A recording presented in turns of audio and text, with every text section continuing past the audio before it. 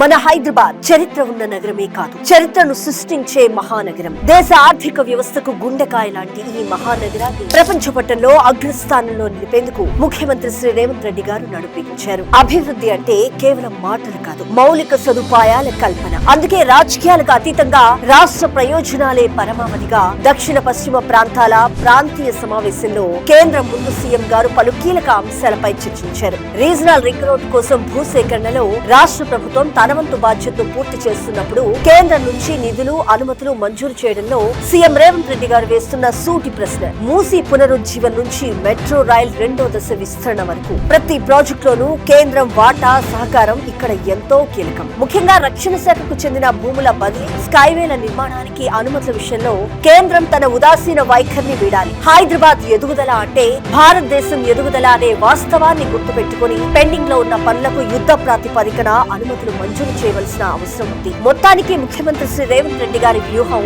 అమోఘం. నాడు ప్రధాని మోడీ గుజరాత్ మోడల్ ను రూపొందించుకున్నట్లే నేడు తెలంగాణ మోడల్ ను తీసుకొచ్చారు సీఎం రేవంత్ రెడ్డి గారు. ఈ విషయాన్ని ఢిల్లీ పాలకులకు ముఖం మీదే చెప్పారు. సబర్మతి నది ప్రక్షాళనను ఎలా గౌరవిస్తామో మూసీ పునరుజ్జీవానికి కూడా అంతే సహకారం కావాలని డిమాండ్ చేశారు సీఎం రేవంత్ రెడ్డి గారు. ఎన్నికలప్పుడు మాత్రమే రాజకీయాలు చేద్దాం, అభివృద్ధి విషయంలో రాజీ పడే ప్రసక్తే లేదని కేంద్రానికి స్పష్టమైన సంకేతాలు పంపారు ఆయన. ఒకవైపు అంతర్జాతీయ స్థాయి ఐటీ కంపెనీలు క్యూ కడుతుంటే మరొక వైపు మౌలిక వసతులు పెరగకపోతే నగరం కుప్పకూలుతుందనే హెచ్చరికను పరోక్షంగా పంపారు. అందుకే హైదరాబాద్ ప్రాజెక్టులకు స్పెషల్ ప్యాకేజీలు, ఫాస్ట్ ట్రాక్ క్లియరెన్స్ ఇవ్వాలని కేంద్రాన్ని కోరారు. 2034 నాటికి తెలంగాణను $1 ట్రిలియన్ ఆర్థిక వ్యవస్థగా, 2047 నాటికి $3 ట్రిలియన్ ఎకానమీగా తీర్చిదిద్దడమే లక్ష్యంగా ప్రజాప్రభుత్వం తీవ్రంగా కృషి చేస్తుంది. దేశ జీడీపీలో 10% వాటా మన తెలంగాణ నుంచే అందించాలన్నది సీఎం రేవంత్ రెడ్డి గారి విజన్. కేంద్రం సహకరించినా సహకరించకపోయినా తన మార్పు పట్టుదలతో హైదరాబాద్ బ్రాండ్ ఇమేజ్ ని కాపాడేందుకు ఆయన సిద్ధమయ్యారు. అందుకే ఫ్యూచర్ సిటీ వంటి ప్రత్యామ్నాయాలతో